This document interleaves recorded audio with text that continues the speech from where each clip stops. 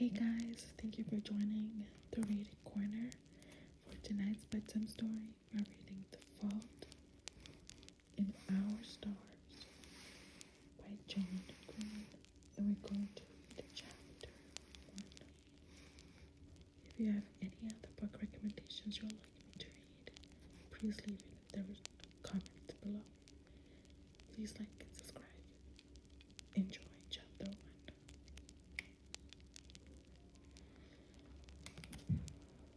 Chapter 1. Late in the winter of my 17th year, my mother decided I was depressed, presumably because I rarely left the house, spent quite a lot of time in bed, read the same book over and over, ate infrequently, and devoted quite a bit of my abundant free time to thinking about death. Whenever you read a cancer booklet or website or whatever, they always list depression among the side effects of cancer. But in fact, depression is not a side effect of cancer. Depression is a side effect of dying. Cancer is also a side effect of dying. Almost everything is, really. But my mom believed I required treatment, so she took me to see my regular doctor, Jim, who agreed that I was veritably swimming in a paralyzing and totally clinical depression, and that therefore my meds should be adjusted, and also I should attend a weekly support group. The support group featured a rotating cast of characters in various states of tumor-driven unwellness. Why did the cast rotate? A side effect of dying. The support group, of course, was depressing as hell. It met every Wednesday in the basement of a stone-walled Episcopal church shaped like a cross. We all sat in a circle right in the middle of the cross, where the two boards would have met, where the heart of Jesus would have been. I noticed this because Patrick, the support group leader and only person over 18 in the room, talked about the heart of Jesus every freaking meeting. All about how we, as young cancer survivors, were sitting right in Christ's very sacred heart and whatever.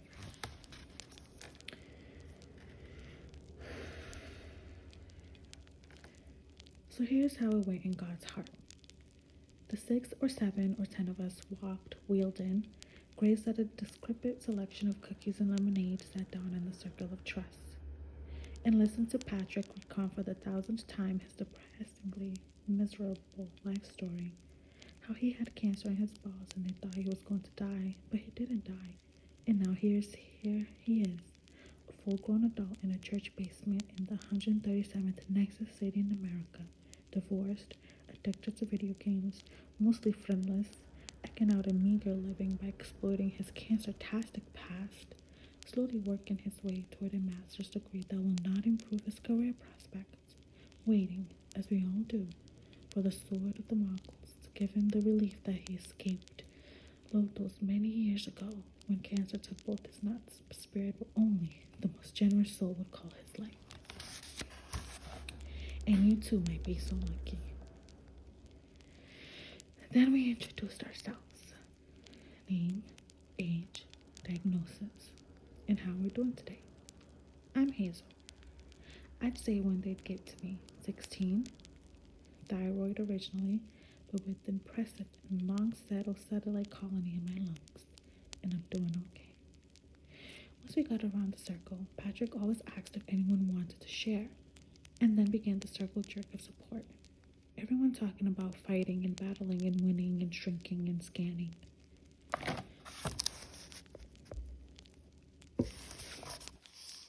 To be fair to Patrick, he let us talk about dying too. But most of them weren't dying. Most would live into adulthood as Patrick had, which meant there was quite a lot of competitiveness about it, with everybody wanting to be not only cancer itself, but also the other people in the room. I realized that this is irrational, but when they tell you that you have, say, a 20% chance of living 5 years, the math kicks in and you figure that's 1 in 5. So you look around and think, as any healthy person would, I gotta outlast 4 of these bastards.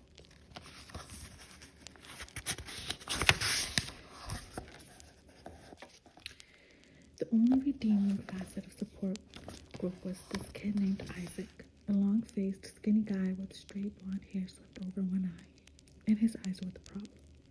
He had some fantastically improbable eye cancer.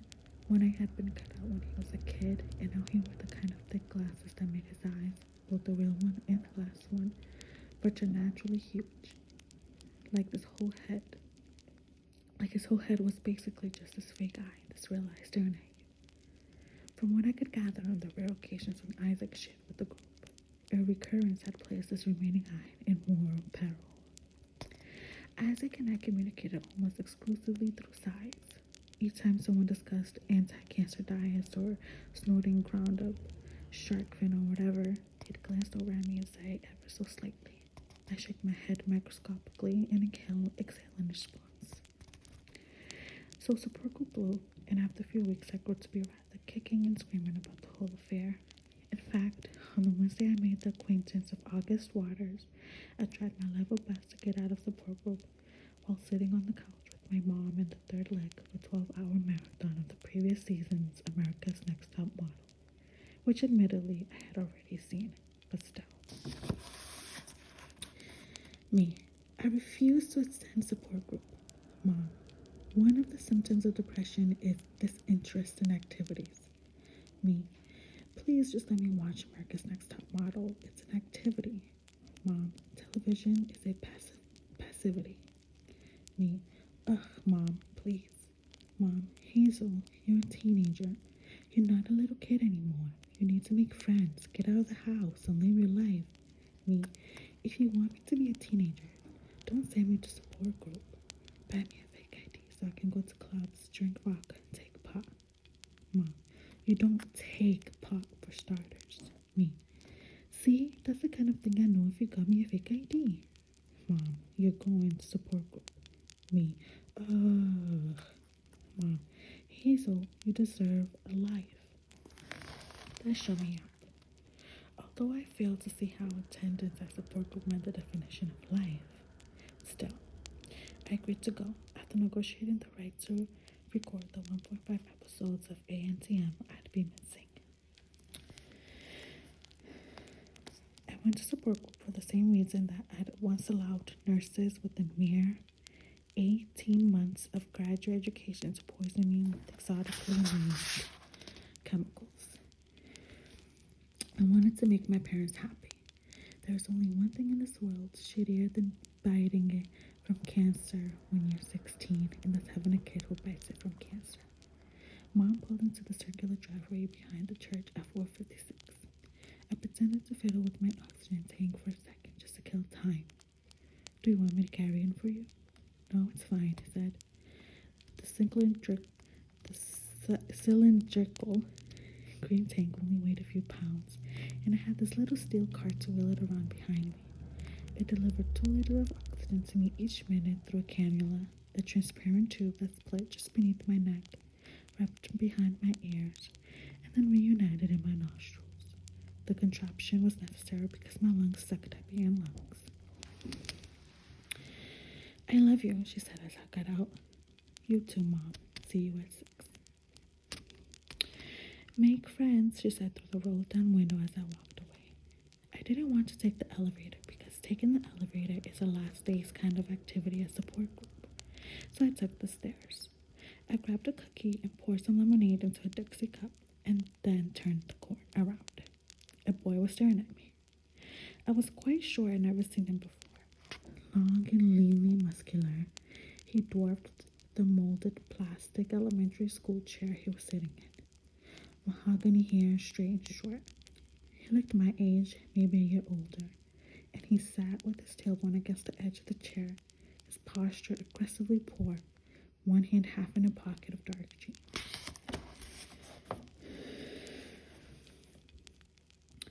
I looked away, suddenly conscious of my myriad insufficiencies. I was wearing old jeans which had once been tight but now sagged in weird places, and a yellow t-shirt advertising a band I didn't even like anymore. Also, my hair. I had this beige boy haircut, and I hadn't even bothered to, brush it. Furthermore, I had ridiculously fat chipmunked cheeks, side effect of treatment. I looked like a normally proportioned person with a balloon forehead. This was not even to mention the crinkle situation. Hinkle situation.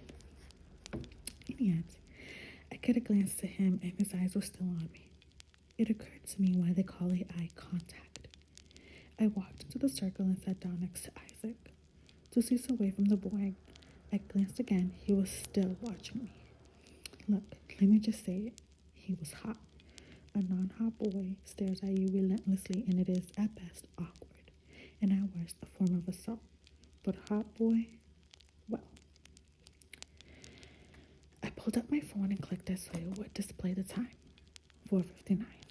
The circle filled in with the unlucky 12 to 18s, and then Patrick stared at us out with a serenity prayer. God grant me the serenity to accept the feelings.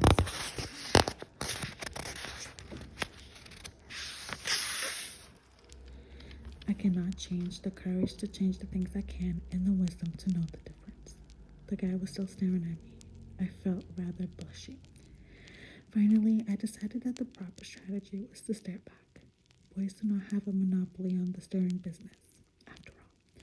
So I looked him over as Patrick acknowledged for the 1000th time his balllessness, etc. And soon it was a staring contest. After a while, the boy smiled, and then finally his blue eyes glanced away. When he looked back at me, I flicked my eyebrows up to say, I win. He shrugged. Patrick continued, and then finally it was time for the introductions. Isaac, perhaps you'd like to go first today. I know you're facing a challenging time. Yeah, Isaac said. I'm Isaac. I'm 17, and it's looking like I have to get surgery in a couple of weeks, after which I'll be blind. Not to complain or anything, because I know a lot of us have it worse. But yeah, I mean, being blind does sort of suck. My girlfriend helps, though, and friends like Augustus. He nodded to the boy who now had a name. So yeah, Isaac continued.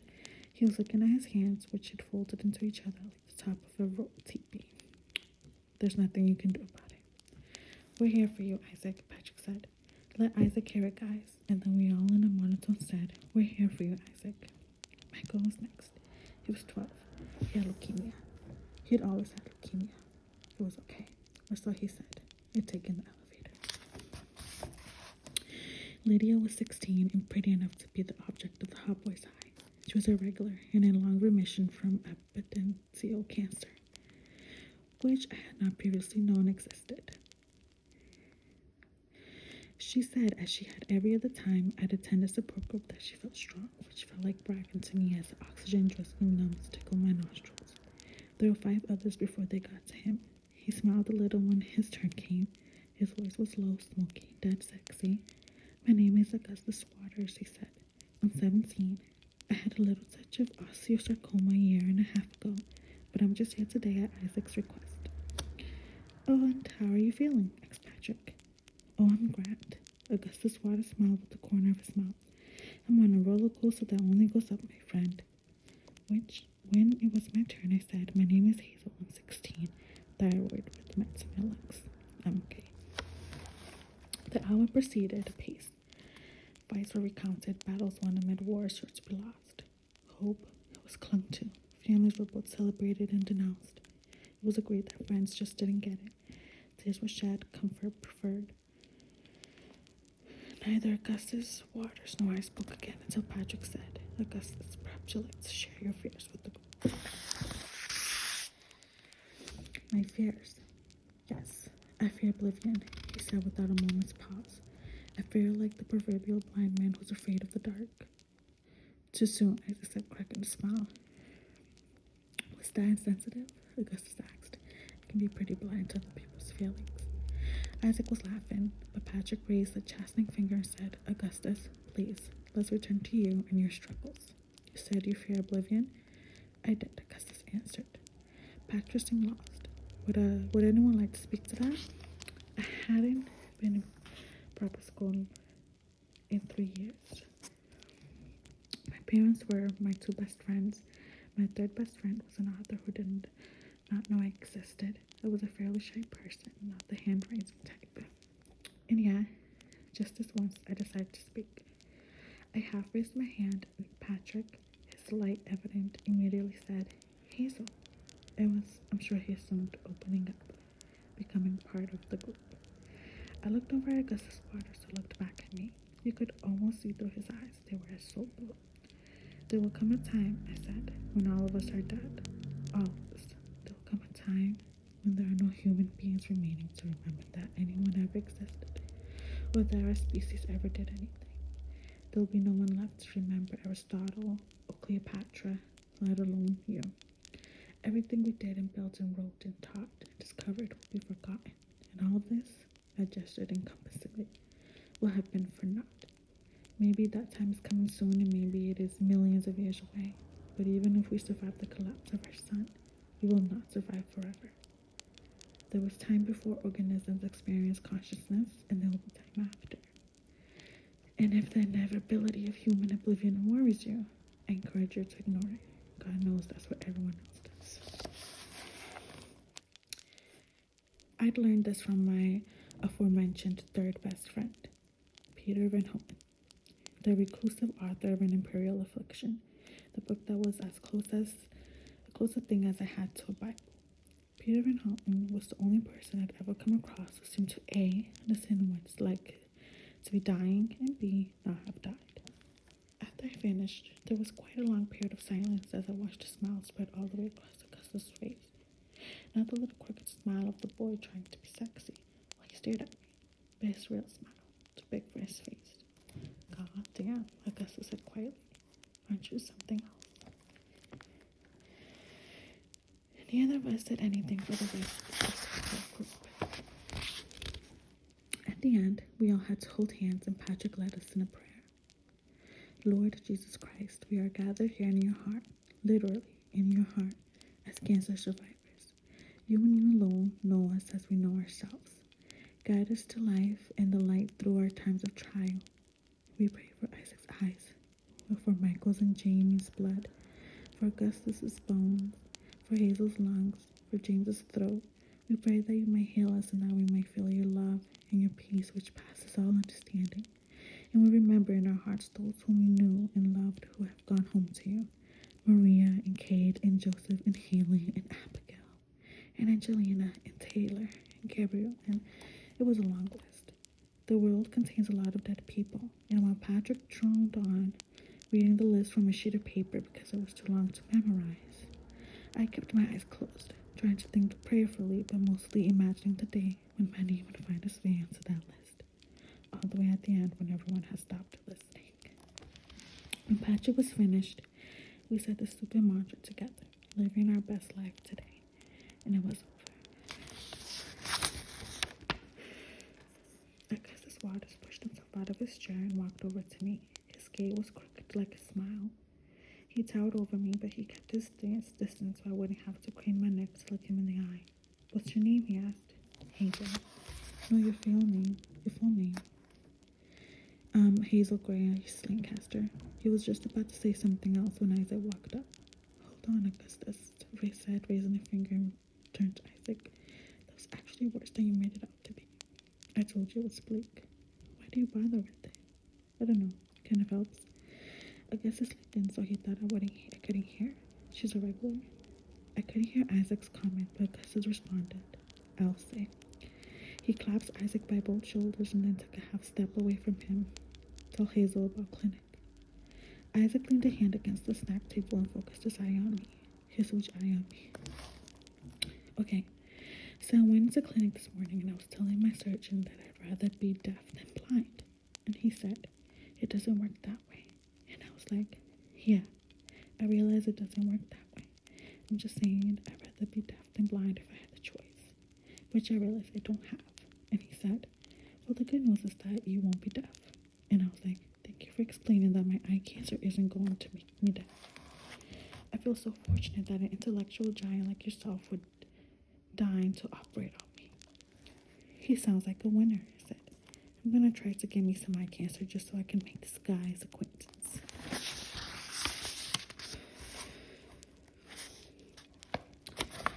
Good luck with that. Alright, I should go. Monica's waiting for me. I gotta look at her a lot while I can. Counterinsurgents tomorrow? Augustus asked. Definitely. Isaac turned and ran up the stairs, taking them two at a time. Augustus Waters turned to me. Literally, he said. Literally? I asked. We are literally in the heart of Jesus, he said. I thought we were in a church different we are literally in the heart of Jesus. Someone should tell Jesus, I said. I mean, it's got to be dangerous, storing children with cancer in your heart. I would tell him myself. I guess I said, but unfortunately, I am literally stuck inside of his heart, so he won't be able to hear me. I laughed. He shook his head, just looking at me. What? I asked. Nothing, he said. Why are you looking at me like that? Augustus half smiled. Because you're beautiful. I enjoy looking at beautiful people. And I decided a while ago not to deny myself the simpler pleasures of existence.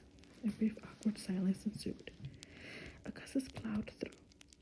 I mean, particularly given that, as you so deliciously pointed out, all of this will end in oblivion and everything. I kind of scoffed or sighed or exhaled in a way that was vaguely coughy, and then said, I'm not you're like a millennial Natalie Portman, like V for Vendetta, Natalie Portman. Never seen it, he said. Really? He asked. Pixie-haired, gorgeous girl dislikes authority and can't help but fall for a boy she knows is trouble. It's your autobiography, so far as I can tell. His every syllable flirted. Honestly, he kind of turned me on. I didn't even know that guys could turn me on. Not like in real life. A younger girl walked past us. How's it going, Alyssa? He asked. She smiled and mumbled, Hi, Augustus. Memorial people, he explained. Memorial was the big research hospital. Where do you go? Children's. I said in my voice smaller than I expected it to be. He nodded. The conversation seemed over. Well, I said, nodding vaguely toward the steps that led us out of the little heart of Jesus. I tilted my heart into its wheels and started walking. He limped beside me. So see you next time, maybe, I asked. You should see it, he said. V for Vendetta, I mean. Okay, I said, I'll look it up. No, with me, at my house, he said. Now. I stopped walking. I hardly know you, Augustus Waters. You can be an axe murderer. He nodded. True enough, Hazel Grace. He walked past me, his shoulders filling out his green knit polo shirt, his back straight, his steps lilting just slightly, right as he walked steady and confident on what I had determined was a prosthetic leg. Osteosarcoma sometimes takes a limb to check you out. Then, if it likes you, it takes the rest. I followed him upstairs, losing ground as I made my way up slowly, stairs not being a field of expertise for my lungs. And then we were out of Jesus' heart and in the parking lot. The spring air just on the cold side of perfect late afternoon light, heavenly in its fullness. Mom wasn't there yet, which was unusual, because Mom was almost always waiting for me. I danced around and saw that a tall, curvy brunette girl had Isaac pinned against the stone wall of the church and kissing him rather aggressively. They were close enough to me that I could hear the weird noises of their mouths together, and I could hear him say, always, and her saying, always, in return. Suddenly standing next to me, Augustus half whispered, they're big believers in PDA. It was with the always. The slurping sounds intensified. Always is their thing. They'll always love each other and whatever. I would conservatively estimate that they have texted each other the word always 4 million times in the last year. A couple more cars drove up, taking Michael and Alyssa away. It was just Augustus and me now, watching Isaac and Monica, who proceeded apace as if they were not leaning against a pale or place of worship. His hand reached for her boob over her shirt and pawed at it, his palm still while his fingers moved around. I wondered if that felt good. Didn't seem like it would, but I decided to forgive Isaac on the grounds that he was going blind. The senses must feast while there is yet hunger and whatever. Imagine taking that last drive to the hospital, I said quietly. The last time you'll ever drive a car. Without looking over at me, Augustus said, you're killing my vibe here, Hazel Grace. I'm trying to observe young love in its many splendored awkwardness. I think he's hurting her boob, I said. Yes, it's difficult to ascertain whether he is trying to rouse her or perform a breast exam. Then Augustus Waters reached into a pocket and pulled out, of all things, a pack of cigarettes. He flipped it open and put a cigarette between his lips. Are you serious? I asked. You think that's cool? Oh my god, you just ruined the whole thing. Which whole thing? He asked, turning to me. The cigarette dangled unlit from the unsmiling corner of his mouth. The whole thing where a boy who is not unattractive or unintelligent or seemingly in any way unacceptable stares at me and points out incorrect uses of literally and compares me to actresses and asks me to watch a movie at his house. But of course, there's always a hamartia and uses that, oh my god, even though you had freaking cancer, you give money to a company in exchange for the chance to acquire yet more cancer. Oh my god, let me just assure you that not being able to breathe sucks. Totally disappointing. Totally. A hamartia? He asked, a cigarette still in his mouth. It tightened his jaw. He had a hell of a jawline, unfortunately. A fatal flaw, I explained, turning away from him. I stepped toward the curb, leaving Augustus Waters behind me, and then I heard a car start down the street. It was Mom. She'd been waiting for me to, make friends or whatever. I felt this weird mix of disappointment and anger welling up inside of me. I don't even know what the feeling was, really. Just that there was a lot of it, and I wanted to smack Augustus Waters, and also replace my lungs with lungs that didn't suck at being lungs. I was standing with my Chuck Taylors on the very edge of the curb, the oxygen tank ball chaining in the jar by my side. And right as my mouth pulled up, I felt a hand grab mine. I yanked my hand free, but turned back to him. They don't kill you unless you light them, he said, as Mom arrived at the curb. And I've never lit one. It's a metaphor. See, you put the killing thing between your teeth, but you don't give it power to do its killing. It's a metaphor, I said, dubious. Mom was just idling. It's a metaphor, he said. You choose your behaviors based on their metaphorical resonance, he said. Oh yes, he smiled. The big, goofy, real smile. I'm a big believer in metaphor, Hazel Grace. I turned to the car, tapped the window. It rolled down. I'm going to a movie with Augustus Waters, she said. Please record the next several episodes of America's Next Top Model Marathon for me. End of chapter 1.